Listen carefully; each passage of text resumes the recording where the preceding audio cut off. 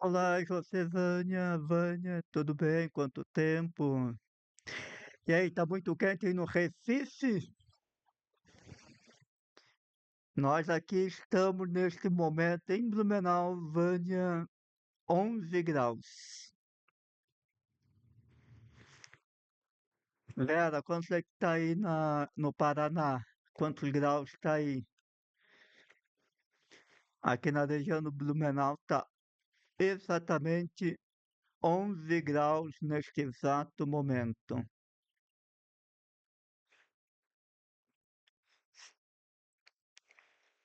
Olene, seja bem-vinda. Eu tô cumprimentando o pessoal aqui do Instagram. 15, tá um pouquinho mais quente que aqui, que tá 11. Tá frio. Eu estou. Rodeio tá 9, tá mais frio que Blumenau. Eliane Gonçalves, Eli Gonçalves, seja bem-vindo. É muito frio. Para quem não gosta de frio como eu, pessoal do Face eu não consigo mais ver quem entra. Só quem cumprimenta, daí eu vejo. Mas seja bem-vindo. Muito bem. Quero acolher a cada um de você que está aqui, você que vai acompanhar através das redes sociais, porque essa live está sendo também gravada no Apaste e que será disponibilizado depois no canal do Instituto Conect. Então será uma jornada de 21 dias. Alguém já me perguntou: você ficou doido? Como eu costumo dizer, eu nunca fui normal. É uma jornada aonde que eu quero compartilhar com vocês os fundamentos da criança interior, a base do arquétipo da criança interior. É um livro que eu estou escrevendo. É um livro pequeno, acho que vai dar umas 800 páginas, aonde que eu trago todo o fundamento da teoria do arquétipo da criança interior dentro das três bases, do qual eu costumo trabalhar. Quem já fez a mentoria comigo sabe que eu busco valorizar o tripé do ser humano: corpo, mente e espírito. Então eu busco trabalhar o humano, o emocional e o espiritual. Dentro desta base, o livro eu busco esses fundamentos da base de todo o método da cura da criança interior, porque é um método também desenvolvido por mim. Então eu busquei agora o fundamento, a base psicológica através da neurociência e da espiritualidade para argumentar, fundamentar aquilo que eu busco defender, viver e anunciar como projeto, propósito de missão de vida. Então será uma jornada muito grande. Eu já fiz um vídeo falando sobre isso, mas eu quero trazer aqui na frente, eh, hoje, falando sobre isso, porque muitas pessoas vêm me criticar mesmo, e críticas serenhas. E eu, como não respondo, acho que essas pessoas ficam mais pé da vida, porque eu não costumo responder haters. Eu não perco tempo com isso. Mas uma desses questionamentos mexeu um pouco comigo, porque a pessoa me diz: "Ah, mas você é padre, por que você fala tanto sobre isto, sobre este tema? Você não deveria estar falando sobre Jesus Cristo, sobre Bíblia, sobre". Sim, eu entendo. Eu quero dizer que eu entendo você. Eu fugi um pouco da regra, né? Até mesmo porque quem conhece um pouco a minha história sabe que, de certa maneira, eu estou um pouco afastado dos trabalhos pastorais da igreja. E neste processo todo, eu busquei a área da neuropsicologia, da ciência, da psicoterapias, para ir aprofundando, estudando. Mas eu quero dizer a você que o meu interesse por esse tema não nasceu de uma curiosidade, nasceu de uma necessidade. Então, eu entrei nesta área da psicoterapia por uma necessidade própria.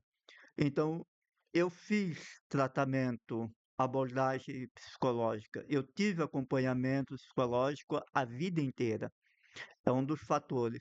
E sempre tive nas minhas paróquias, aonde que eu trabalhei como padre, sempre tive psicólogos trabalhando comigo. Então, aquilo que eu, como padre, me sentia limitado para algumas questões, eu encaminhava essas pessoas para a psicóloga que acompanhava na paróquia numa parceria nossa. Então, todo aquele que era encaminhado por mim, havia um grande desconto para estas pessoas e muitas delas até gratuitas. Então, uma necessidade, certo? Eu precisei curar a minha criança interior. Eu fiz abordagem direta do inconsciente, ADI. Eu fiz outras terapias, psicoterapias. Eu fiz várias formações na área. E aí surgiu a necessidade. E também uma outra questão profunda disso é quando eu trabalhava com acampamento, quem me conhece sabe que tem algumas questões, manifestações que eu nunca aceitei como manifestações e que, de certa maneira, dentro dos acampamentos, havia uma equipe chamada de intercessão.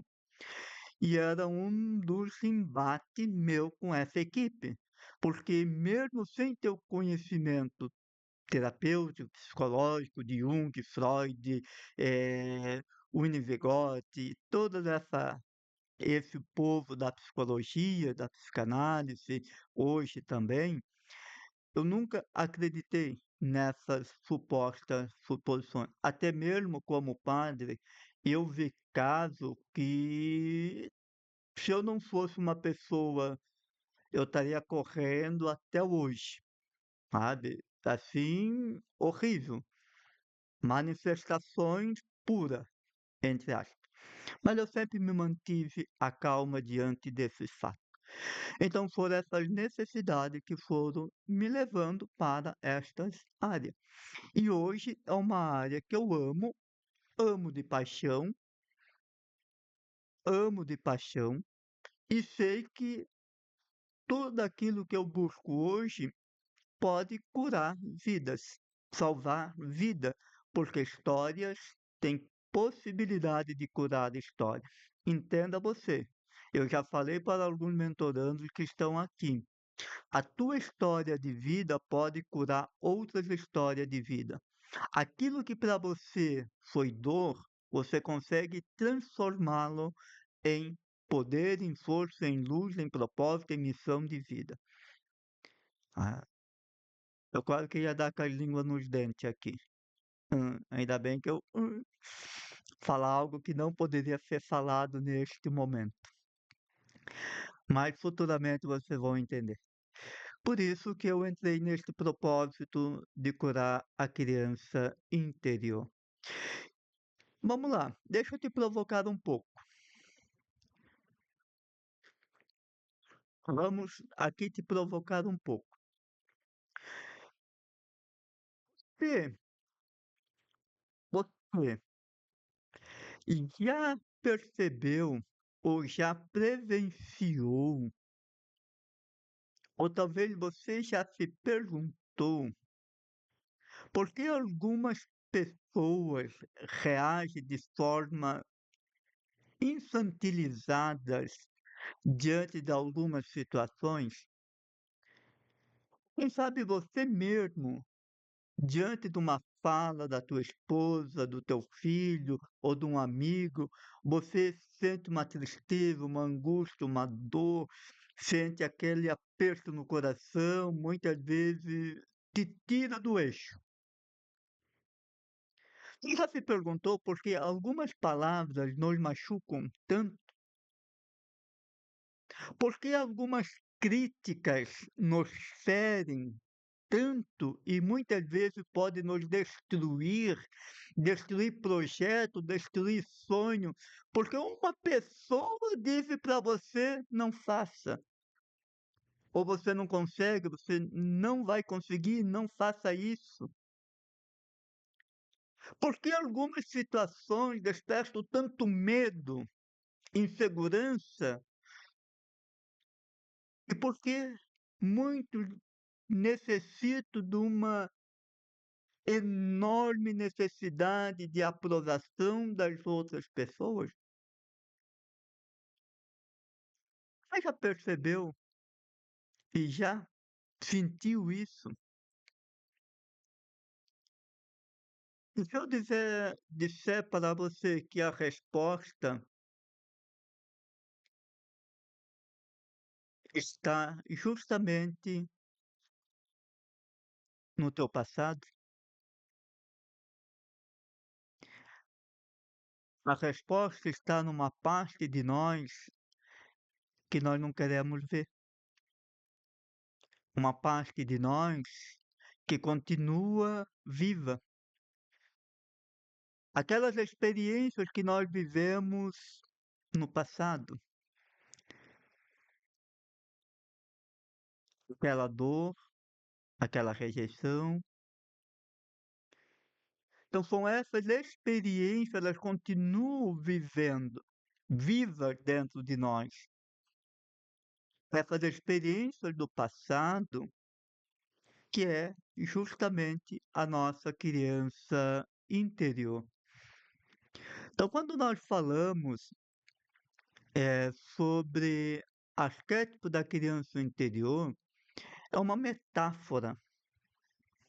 É uma metáfora, uma forma de se expressar. Jesus, ele era um bom contador de metáfora. Você pode perceber que Jesus, ele contava muitas metáforas, porque a metáfora, ela é uma linguagem do inconsciente. A metáfora é uma linguagem do inconsciente. Por isso que se usa muita metáfora para falar com crianças. Para falar com criança, a melhor forma é metáfora. E Jesus usava a metáfora da criança, usava a metáfora para se comunicar com as pessoas. E me- o arquétipo da criança interior é uma metáfora que eu gosto de usar para representar todas essas memórias traumáticas, essas memórias ruins ou boas, as nossas experiências do passado, positivas ou negativas, as nossas dores emocionais, as nossas feridas emocionais, e também para falar daquela essência mais pura. Nós vamos se aprofundar isso, se eu não me engano, amanhã ou depois da manhã. Tá? Nós vamos falar só sobre essas duas partes em nós, depois da manhã. Amanhã a gente vai aprofundar como essas partes são construídas em nós. Então é importante que você entenda que quando a gente fala de arquétipo da criança interior, não significa que dentro de você tem uma criança, mas existem comportamentos infantilizados que não se desenvolveram. Existe uma parte nossa que não cresceu, que também não desaparece. E estas memórias, principalmente as traumáticas, as feridas, as negativas, é que continuam influenciando a nossa vida de adulto. E nós sabemos hoje, através da ciência e da neurociência, de que mais de 90% das nossas ações são automáticas, no piloto automático. Quer uma prova disso? Amanhã cedo você acorda, e faz uma sacanagem do bem com você hoje à noite, ainda mais nesse frio. Eh, Vai lá no teu chuveiro, banheiro, onde que está, tira a tua pasta de dente, da onde que está, tira a tua escova de dente, da onde que está, tira o chinelo, a pantufa do lado da cama, coloca em outro lugar, tira a chaleira, onde que você faz o teu café do lugar, para ver o quanto que você vai ficar perdido nos primeiros minutos de vida. A gente não percebe, mas nós acordamos no automático. E as primeiras atividades que nós fizemos durante o nosso dia é quase 100% no automático, até mesmo o nosso eu racional, o meu eu consciente ainda está meio dorminhoco, né? Por isso que se vive no automático. E nós vivemos muito no automático. É por isso que eu gosto de usar esta metáfora, esta forma figurada, para que dizer que dentro de nós existe um, uma criança que viveu uma história e nesta história dela, ela carrega dor, feridas, sentimentos, emoções, e essa história dela começa a ser formada já lá na concepção. E tudo isto está dentro de nós. Essa criança, ela não desaparece e não cresce. Nós vamos ver isso um pouquinho mais para frente.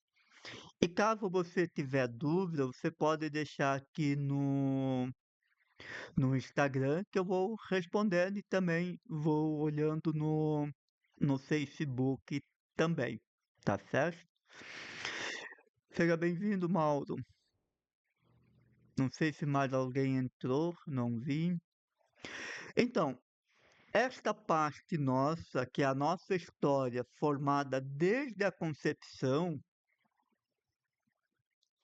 até hoje, ela não cresce. E ela também não desaparece. Esta parte de nós, ela fica como que congelada. Nós podemos ter a idade que temos hoje, mas a criança continua a mesma. E você quer mais um ponto fundamental que hoje a neurociência vem falando muito sobre isso?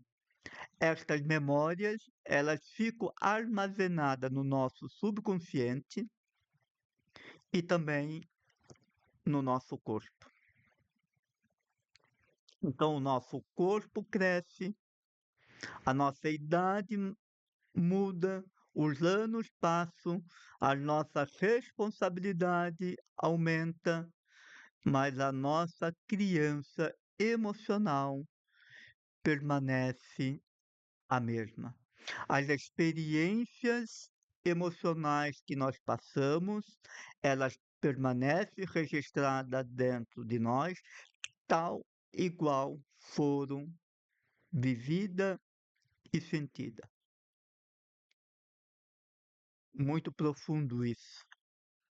E é justamente por isso que muitas pessoas acabam tendo comportamentos infantilizados, como diz a Stephanie Stein, a psicóloga alemã, que tem um livro chamado Acolhendo a Sua Criança Interior.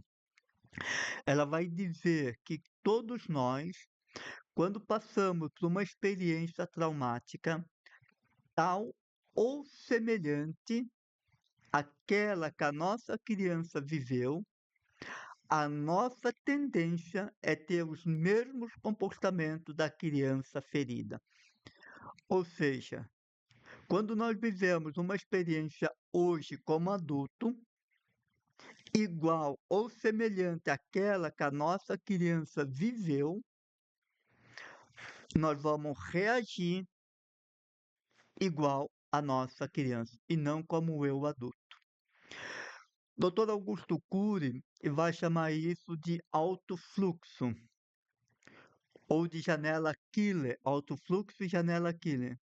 Quando o alto fluxo vem, ele rouba o eu e nós entramos no módulo emocional, módulo sobrevivência. Eu gosto de usar a teoria do balão de gás hélio, né? Quando o nosso balão de gás hélio explode, nós perdemos totalmente o controle. Então, quando nós passamos por uma experiência traumática igual ou semelhante àquela que nós vivemos lá na infância, nós vamos reagir igual à criança ferida. Nós vamos reagir da mesma maneira, igual à criança. O eu emocional rouba o eu racional da jogada, o eu racional fica perdido, não sabemos raciocinar, não conseguimos pensar, não conseguimos raciocinar, entramos no módulo sobrevivência. E muitas vezes esse módulo sobrevivência é o módulo de autossabotagem. E aí você vai ter aquela reação automática, espontânea, você vai gritar, vai espernear, vai xingar, vai falar palavrão, vai mandar todo mundo para casa do raio que eu pasta, e depois você vai dizer, e por que eu fiz isso?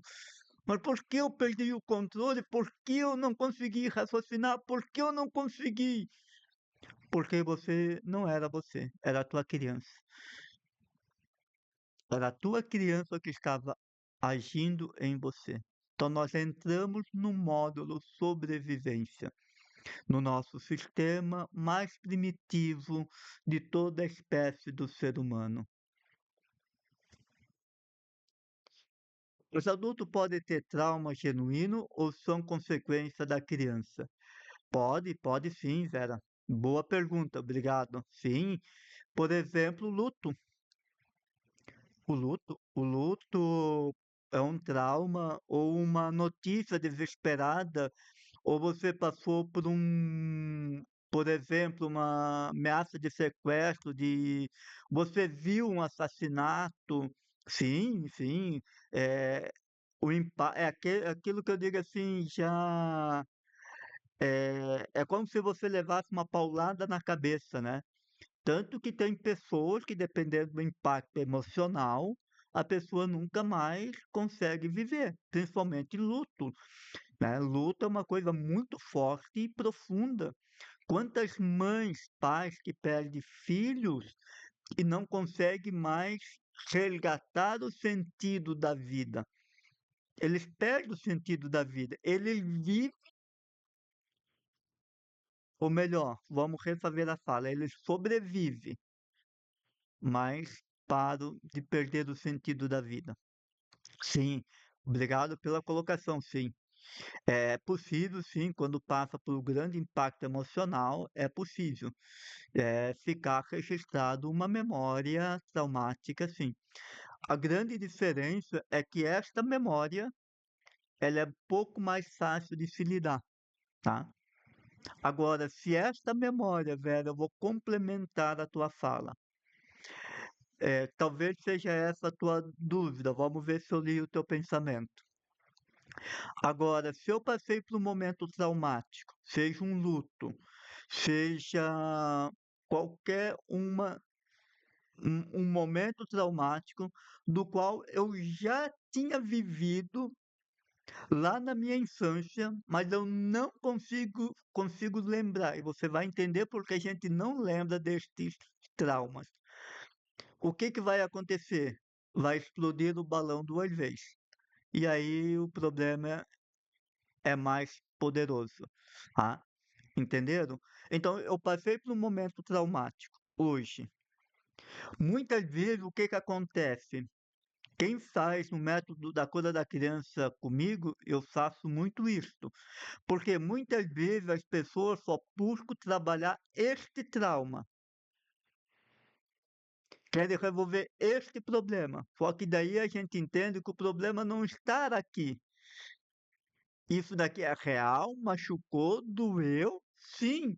Só que o problema não está neste trauma. O problema verdadeiro está aqui, lá embaixo.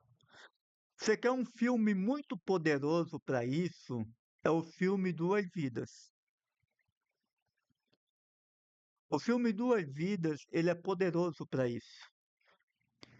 Então é importante isso, quando a gente trabalha a questão de traumas, de memórias traumáticas, eu sou daquele que sempre vou investigando e sempre falo para os nossos mentorandos, para os meus mentorandos, que é importante que você não se prenda neste trauma. Porque quando a gente encontra uma memória, o que que eu faço?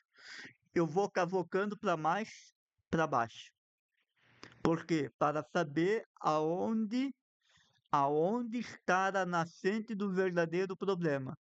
Porque às vezes o problema não está aqui. O luto é possível causar, uma separação de namoro pode gerar um luto, mas daí eu já vou dizer assim: o problema não está aqui. O problema está mais embaixo, tá? Então estas experiências, elas ficam em nós. Então vamos entender. Não significa que existe uma criança dentro de você, mas significa que estas memórias não crescem. Elas não crescem conosco, elas permanecem em nós. E isso é importante que a gente entenda. E aqui eu vou trabalhar isso mais para frente, que eu não tenho decoros e também não postei justamente porque eu me conheço, que eu sei que eu vou mudar toda a programação inicial daquilo que eu me programei, tá? Então eu me conheço, por isso que eu não postei os temas, porque eu não quero me prender ao tema. Então eu vou postando de um dia para o outro, beleza? Porque eu sei que modifica meu estilo de trabalhar. Mas é importante que a gente entenda, isso daqui é muito importante. Não é porque eu esteja com 40, 50, 60, 70, 80, 90, 100, 110 anos, eu com 200 anos, porque eu sei que eu vou viver até lá, de que essas memórias vão desaparecer. Não vão. Por isso que aqui uma das frases esquece, o tempo cura tudo. Não, o tempo não cura nada. O tempo só esconde estas memórias. E estas memórias, elas não amadurecem com a nossa idade. E aqui muitas pessoas se enganam, porque elas passam a acreditar que são 100% racional, são 100% lógica, são 100% matemático, são 100% controladora. Eu só olho para a pessoa e digo: eu entendo você, mas eu quero dizer que não existe nenhuma pessoa neste mundo racional, lógico, sem antes ser emocional. E 90% das pessoas que se julgam racionalmente são as que mais se auto-sabotam. Pronto, falei, estou aliviado, não infasto mais. É, não infasto mais. Por isso que é importante a gente entendendo de que essas memórias, elas não crescem, essas memórias emocional não desaparecem e essas memórias emocional permanece em nós. Aquela dor que ficou registrada, ela permanece viva dentro de nós. Isso daqui é importante que a gente entenda. Por isso que a gente eh, fala do arquétipo da criança interior. Porque aquela dor, aquela memória, ela vai ficar registrada com a mesma intensidade que você viveu. E é aquela intensidade que vai permanecer em nós. A dor, ela fica registrada daquela forma que você sentiu. Nada muda. É essa memória que a gente diz que não cresce e não desaparece, porque ela fica como que congelada em nós. E é importante que a gente entenda que todas as vezes que a gente buscar acessar esta memória, ela vai vir com toda a intensidade de dor, como se eu estivesse vivendo naquele momento. Isto por quê? Porque uma parte nossa é só vive o presente. Então, o nosso sistema, ele só vive o tempo presente. Não existe passado e nem futuro. O passado e futuro é só uma projeção da mente subconsciente. Então, a nossa mente subconsciente, ela é atemporal. Passado e futuro é só uma forma da gente ver o tempo. Mas para o nosso sistema, só existe o tempo presente.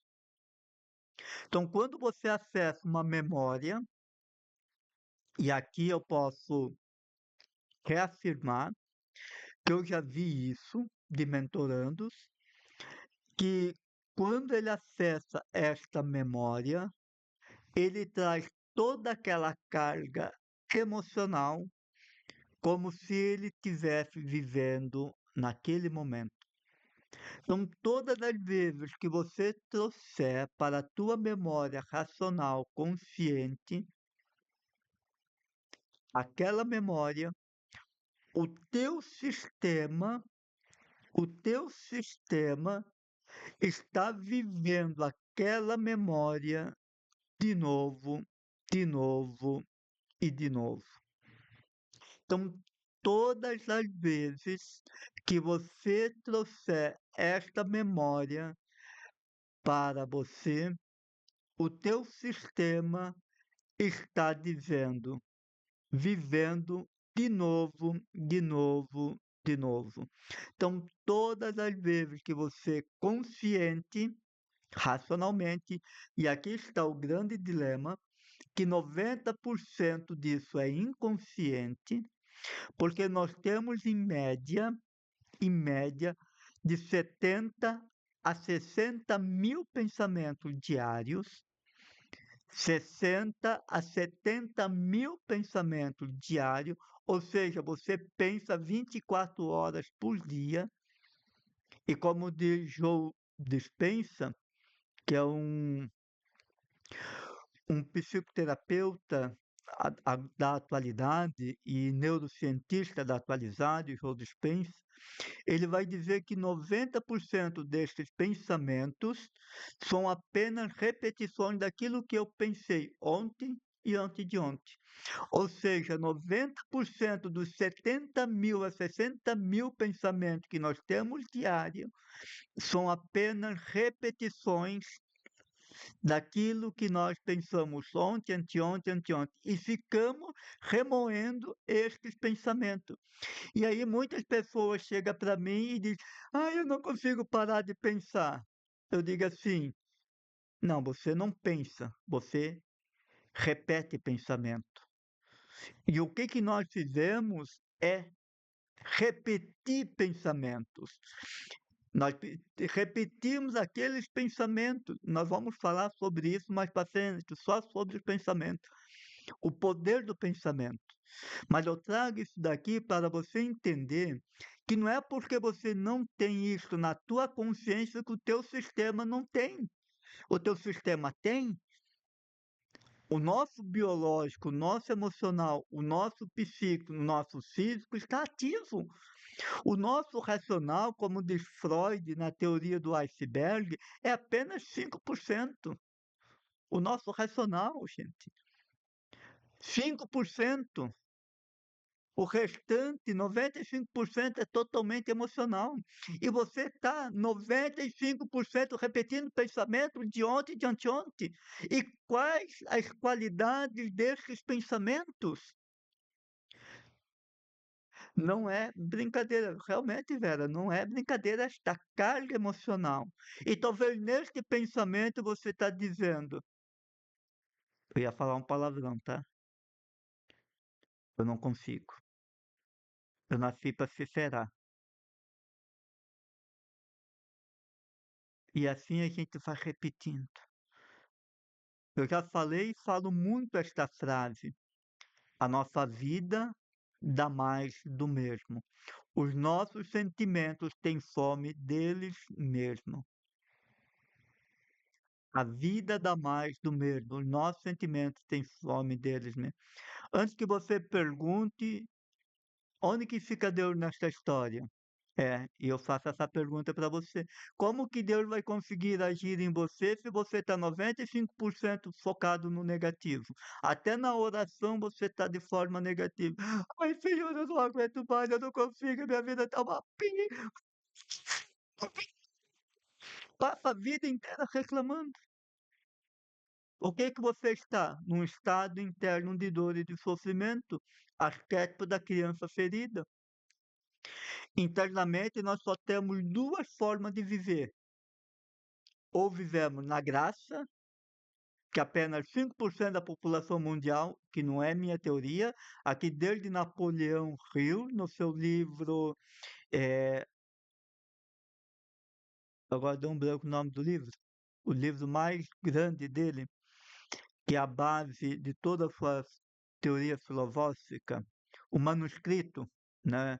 O manuscrito original, aonde que ele fala que apenas 5%. Agora, se nós passamos a viver a vida inteira, o dia inteiro, com pensamento negativo, e você com essa ideia negativa, que você é assim mesmo, você não consegue, você nasceu para se lascar, você nasceu para sofrer, isso tudo nós vamos falar mais para frente. Eu fugi um pouco da rota. Vamos voltar para cá. Eu só entrei neste assunto para que a gente entenda que existe uma parte inconsciente nossa. Então, a parte emocional nossa, ela é 95% de quem nós somos, queira você ou não. E Deus te deu justamente o livre-arbítrio. Tem um autor chamado Jaime Allen, ó, esse livrinho aqui. Se você ler este livrinho aqui, você vai mudar a tua vida, principalmente a maneira de pensar. O homem é aquilo que pensa. E eu complementei esta frase dele, né? Ele diz: o homem é aquilo que pensa. Eu digo: nós somos aquilo que pensamos o dia inteiro. Bingo, pronto. Nós somos aquilo que pensamos o dia inteiro. E pensar é o maior dom que Deus nos deu. Isso é livre-arbítrio. Agora, se eu tenho 70 mil pensamentos diários, eu só tenho consciência de 5, e o resto? O resto está te movendo sem você entender o porquê você está reagindo. E é justamente esta parte nossa que é o arquétipo da nossa criança interior. É justamente essa parte nossa.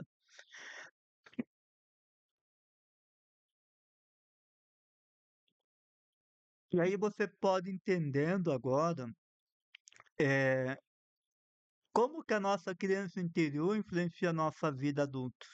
Retoma aquilo que eu falei desde segunda-feira passada.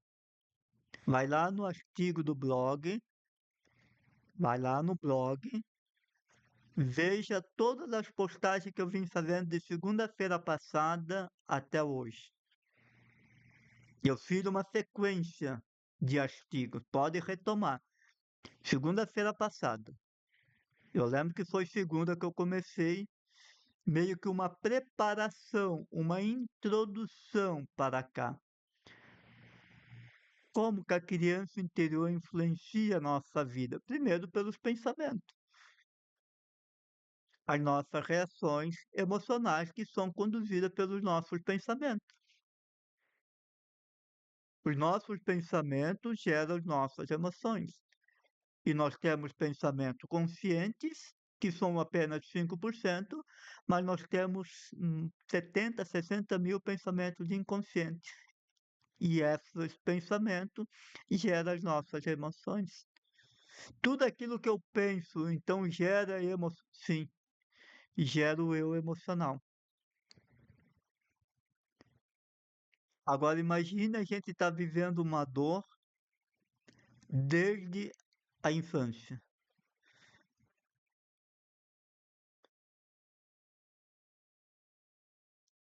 Então entenda, nós não estamos reagindo apenas no tempo presente. Nós estamos reagindo com atitudes emocionais do tempo passado. Ontem, talvez anteontem, você acreditou que não conseguiria. E hoje você diz: realmente eu não consigo. Isso é inconsciente. Enquanto que a gente não quebrar isto, nós vamos permanecer preso nestas memórias antigas. E quando você vai receber crítica, você vai permanecer igual. Eh, Padrões que repetimos. Então a nossa vida se torna um ciclo. Sabe aqueles ratos hamsters que roda, roda, roda, roda, roda, roda e não sai do lugar? Ou costumo dizer nas minhas palestras que também a nossa vida se torna uma gangorra. Agora a pessoa diz: "Uhul, agora eu vou, eu vou, eu vou, eu vou, eu vou". Mas daqui a pouco ela volta para o estar pior do que ela estava quando começou o processo. Então a gente vive preso num ciclo da autossabotagem. Nós vamos falar sobre eles. Então a criança interior, ela aparece através dos padrões que repetimos. Então você vai começar a perceber que você começa a repetir padrões da sua criança. Você começa a ter atitudes, comportamento. Interessante isso. E é bom que a gente tenha consciência. Por quê? Porque a gente precisa aprender a olhar, acolher. Tá tudo bem. Eu passei por isso. É real, é verdadeiro. Pequena criança, você tem todo o direito de pensar, viver e sentir assim. Tá tudo bem. Bora para frente. Outro ponto que é importante a gente entender, que a gente vai falar sobre isso. A nossa criança interior, nós vamos falar depois da manhã sobre isso, que há uma parte boa também, né? Só que esta parte boa também fica muitas vezes escondida, negligenciada. Eu costumo metaforicamente dizer que essa parte também é a nossa essência, nossa essência divina, o nosso herói interior. Essas memórias que vão ficando de nós, elas vão permanecendo dentro de nós. Isso que é importante que a gente vá entendendo sobre essas memórias. Então é um processo que exige tomada de consciência. Por isso que o autoconhecimento aqui, ele é o primeiro passo mais importante. A capacidade que eu tenho de me conhecer, como diz uma frase célebre de José Roberto Marques: quanto mais eu me conheço, mais eu me curo, mais eu me potencializo. Aí eu complemento, porque curar é poder, porque curar é o processo de transformação. E este processo é o processo de você se permitir olhar para estas memórias. Ah, mas eu não consigo acessar estas memórias. Sim, eu entendo. Justamente por quê? Porque o nosso sistema, ele é inteligente. Ele é inteligente e ele não quer que a gente, de forma racional, se conecte com essas memórias. Por quê? Porque elas nos causam dor.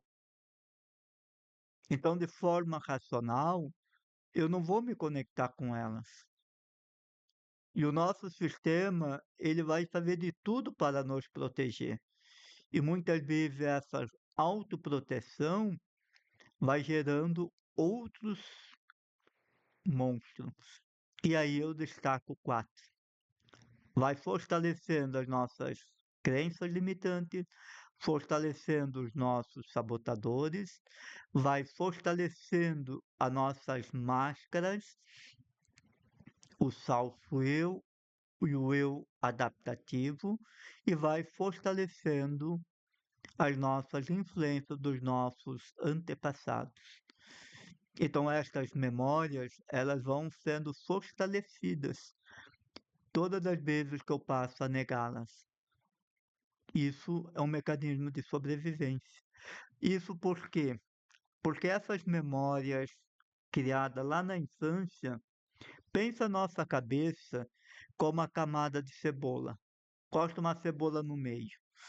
Você vai ver que aquela parte lá atrás é a mais protegida. Então, as nossas principais memórias, aquelas mais traumáticas, são aquelas que são as mais protegidas pelo nosso racional. Só que o grande dilema é que o nosso racional, o nosso ego, acredita que sempre está no comando e ele não está. Justamente por quê? Porque o nosso subconsciente, a linguagem dele é emocional. Ele é totalmente emocional.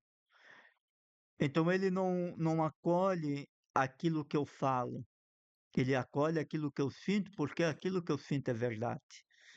Porque aquelas memórias que eu vivi, principalmente dos 3 anos para trás, desde a concepção, aquelas memórias, elas não são questionadas. Aquelas memórias, elas não são raciocinadas, elas não são criticadas, elas são apenas sentidas. E tudo aquilo que nós sentimos é verdade para o nosso sistema. Então, estas memórias não são memórias racionais, não são memórias críticas, são apenas verdades indiscutíveis para o nosso sistema. Por quê? Porque foram sentidas. E tudo aquilo que eu sinto para o meu sistema é verdade. E aí a gente vai entendendo o medo, a fobia, a ansiedade, a síndrome do pânico, a depressão, porque a gente sente. E de tanto sentir, aquilo se torna verdade. E vai chegar um momento que o nosso próprio racional, ele vai começar a concordar com aquilo. Eu estou doente. Parabéns.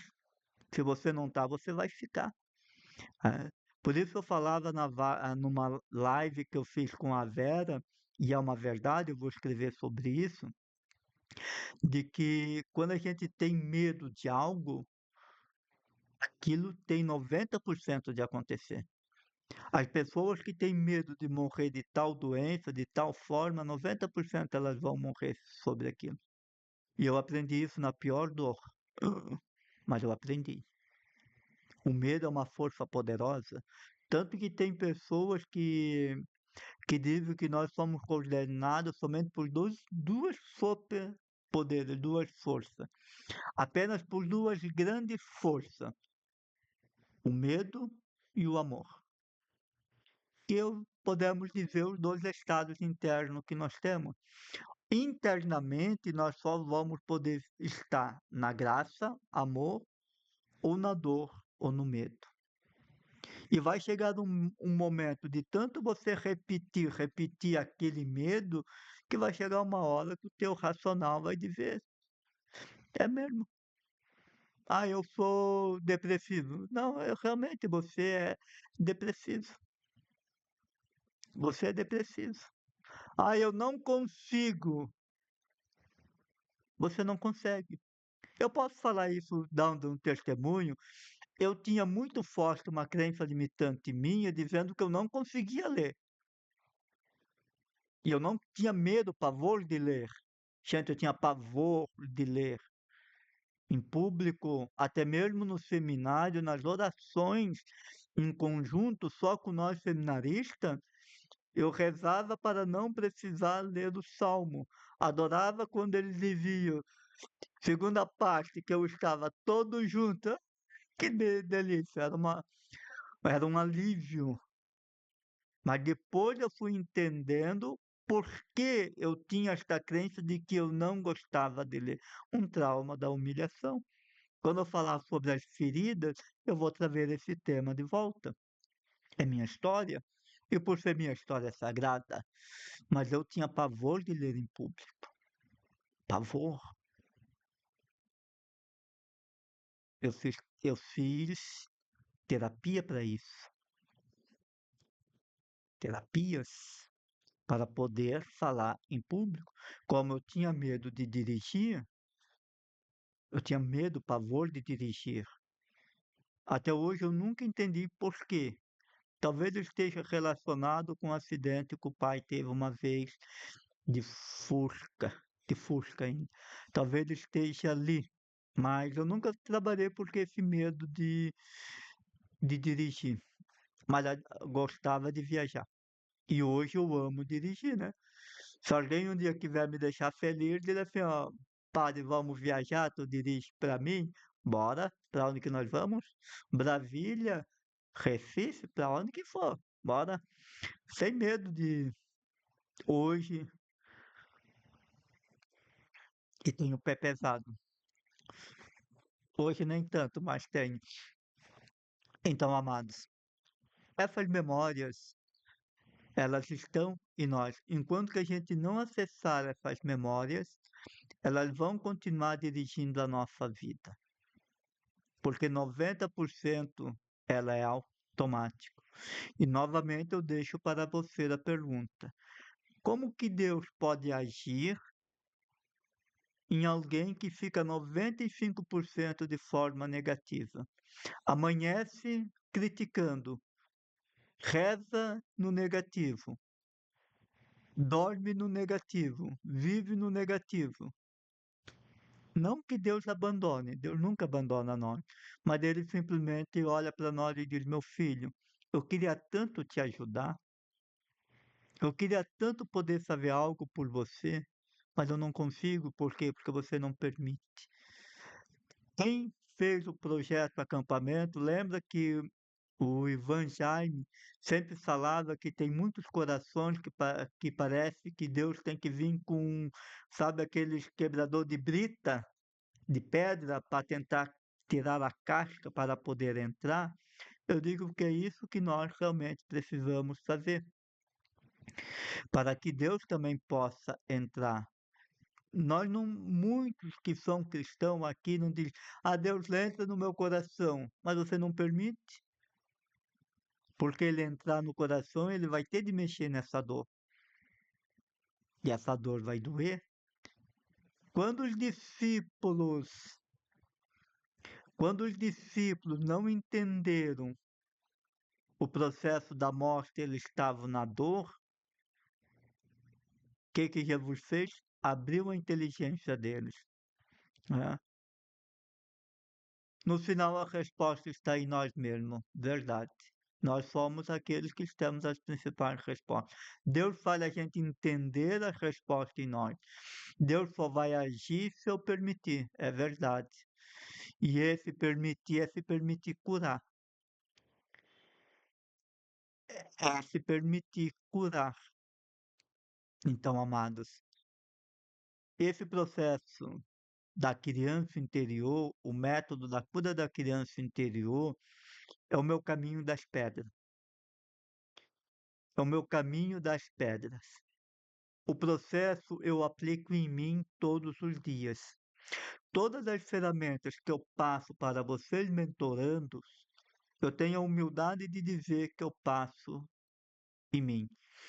E de vez em quando, quando alguém vem conversar comigo, eu sou bonzinho, eu tenho um coração de mãe, né? Eu sempre passo uma ferramenta de forma gratuita.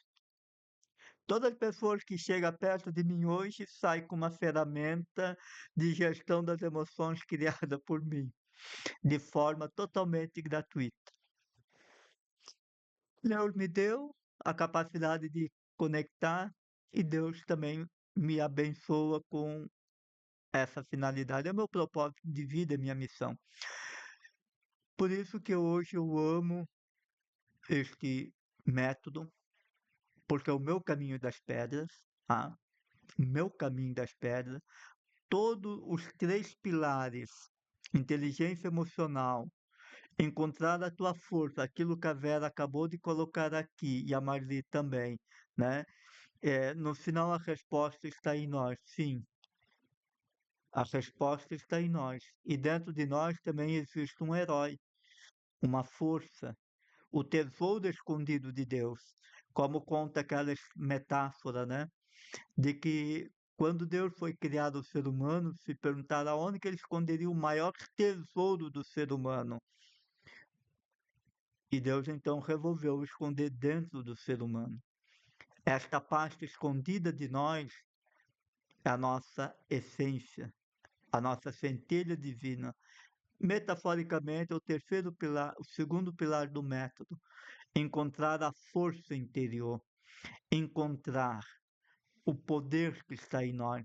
Como tem essa frase de Napoleão Hill, que está no seu livro, o, o manual original dele, você tem dentro de si todo o poder que você precisa para adquirir tudo aquilo que você quer e precisa nesse mundo.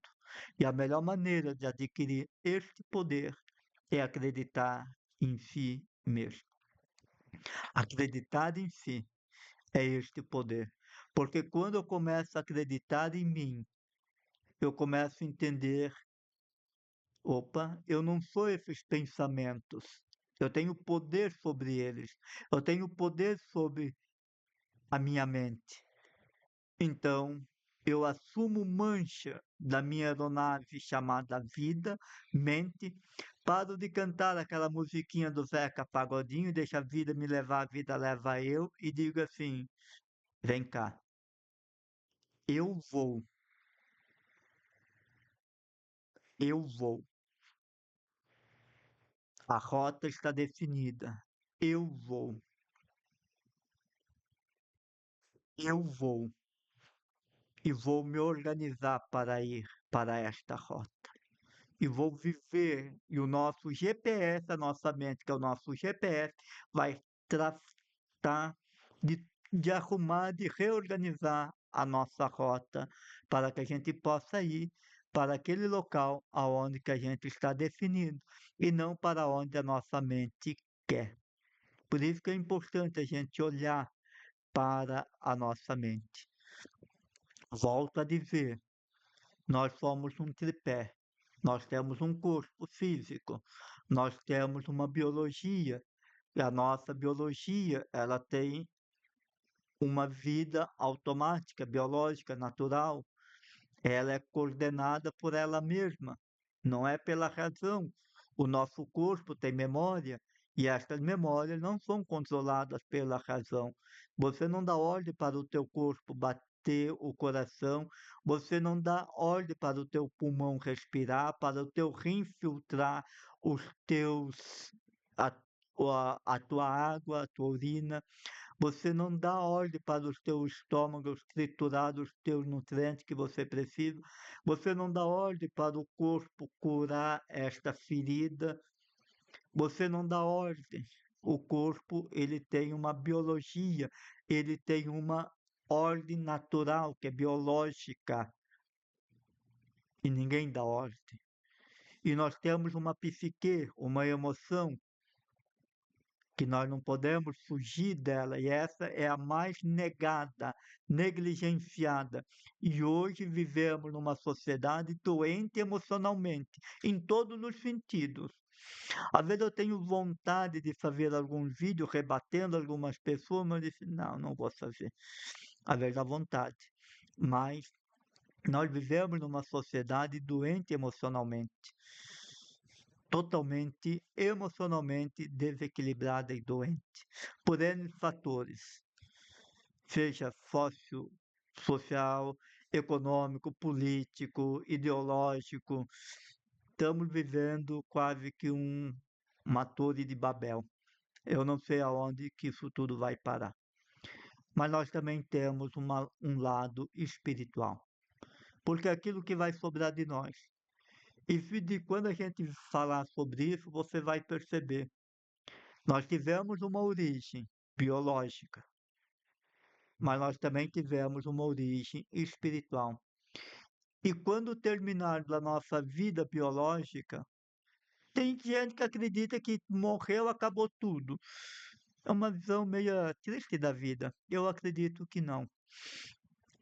A minha antropologia é cristã católica, então eu creio na vida eterna, eu creio na ressurreição da carne, eu creio na ressurreição dos mortos, eu creio. Então aquilo que vai sobrar de nós depois é aquilo que eu chamo de energia vital, ou sopro de vida. É o que vai sobrar. Agora, nós precisamos deixar com que este sopro de vida atua também no nosso corpo e no nosso biológico, no nosso emocional. E esse é o propósito. Eu sei que é uma tarefa difícil, tive muito trabalho para trazer a ciência, a teologia e se conectar, né? Então ficou psicologia, teologia e espiritualidade, né? É uma tarefa, eu sei que é, mas eu senti que é possível. E creio que com este livro, O Arquétipo da Criança Interior, eu consegui saber essa plenitude do ser humano, de ver o ser humano como um corpo físico, uma biologia que tem uma vida própria, automática, totalmente animal, instinta, cérebro trino do ser humano, não podemos negar isso, né? E é interessante a gente falar sobre isso aqui, mas para frente a gente vai falar também. Uma pessoa, quando ela perde totalmente a razão ou tem um Alzheimer, ela permanece viva. Ela só perdeu a consciência de quem ela é, mas ela permanece viva. Ou uma pessoa que teve um problema cerebral grave, fica vegetando, literalmente vegetando. Ela não fala, não tem movimento, o corpo dela está vivo, mas ela perdeu o sentido, né? Então, o cérebro está vivo, mas ela não consegue falar, não consegue. Então, a gente vai entendendo que o ser humano ele tem, né? A teoria do cérebro trino é importante, a gente vai falar sobre ele também, né? Para a gente entendendo a plenitude do ser humano, porque nós não somos só uma alma, nós somos uma alma que habita um corpo. E este corpo tem a biologia e tem a emoção. E dentro da emoção estamos nós, lindos, plenos, ou pelo menos deveríamos ser lindos, plenos, né? E somos lindos e plenos. Então, amados, chegamos no fim do nosso primeiro dia. Peço a vocês carinhosamente que vocês possam ir no meu Instagram, no meu Facebook, principalmente na página do Facebook. Principalmente na página, lá na página, que eu vou colocar essa live lá na página também. Para que você possa ir lá, curtir, comentar. Aqui no Instagram, curta, comente, compartilhe. E também lá no canal do YouTube do Instituto Connect.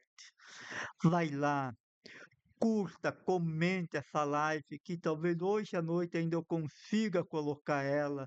Já estou com um esquema todo pronto. Quero ver se hoje à noite ainda consigo colocar ela lá e disponibilizar. Se não, até amanhã, 8 horas, eu garanto que ela estará disponível. Também vai lá, curta, comente, compartilhe para todos os grupos e me ajuda a fazer com que o meu canal, minhas redes sociais possam crescer com esse conteúdo, que é um conteúdo de valor, é um conteúdo profundo, é um conteúdo baseado, é um conteúdo com base, com teoria, mas também com muita espiritualidade, eu garanto a vocês.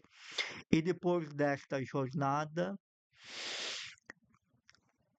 haverá uma nova jornada. Eu não vou parar mais dessas jornadas.